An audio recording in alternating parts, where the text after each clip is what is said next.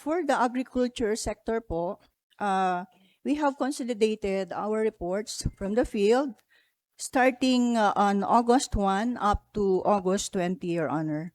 And it encompasses the commodities of our crops and our fisheries, Your Honor.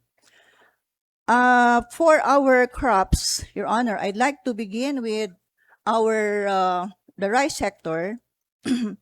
We have recorded an affected area of about 9,859 hectares, Your Honor, affecting 11,700 farmers.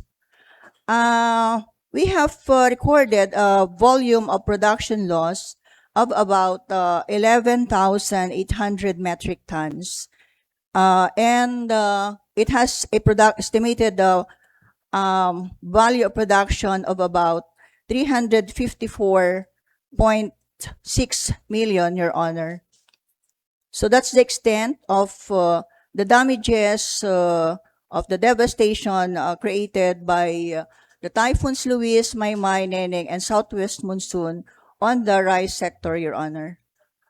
For the corn sector, Your Honor, we have recorded an area affected of about 301 hectares with an estimated volume of production loss of 714 metric tons and a estimated value of about 17 million, Your Honor.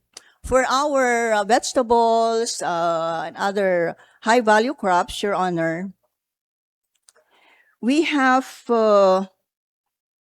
recorded an area affected of about 318 hectares and farmers affected of about 941 individuals, and a volume of production loss of 2,680 metric tons, an estimated value of 98 million, Your Honor. For the fishery, Your Honor, we have 16 LGUs affected, Your Honor, and fish farmers of about 780 individuals.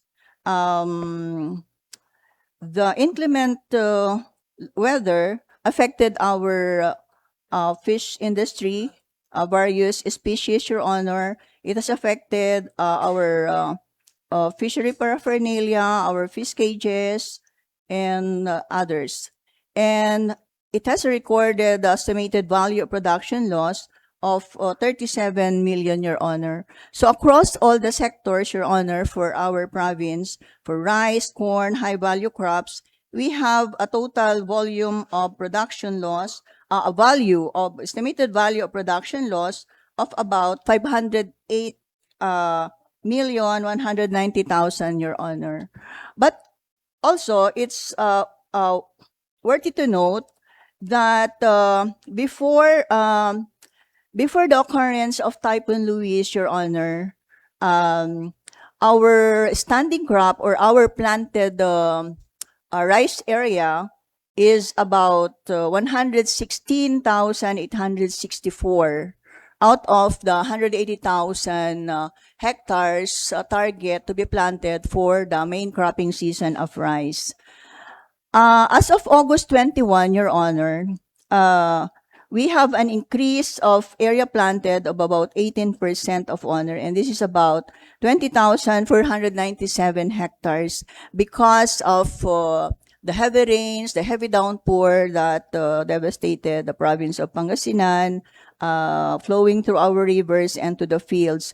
And so as of August 21, Your Honor, we have a total area planted for rice of about 137,362 hectares.